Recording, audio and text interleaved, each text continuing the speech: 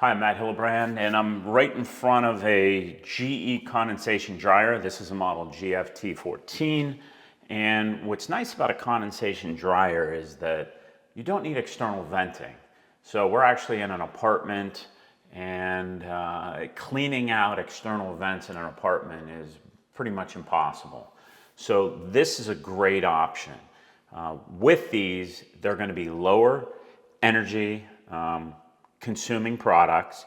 They're going to give you the ability to put these about, anywhere. We've got it in a closet here.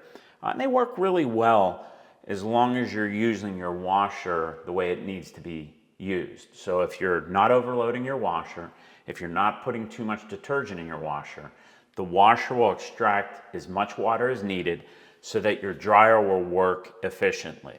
A couple things on the dryer you want to make sure you do. One is clean your lint filter regularly. Get in here with a long skinny vacuum attachment to make sure you don't have any external lint.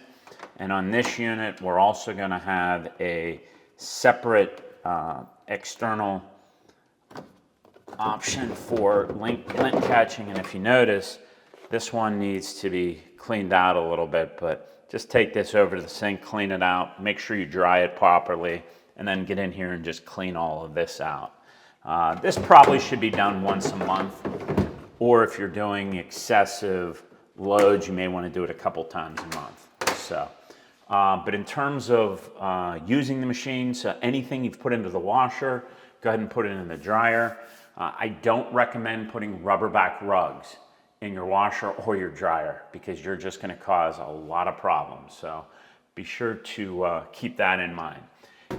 And in terms of using the machine, all we do is turn on the machine and then just select your dry level. So like we want it to be extra dry, like that would be for heavy duty items like jeans or sweatshirts.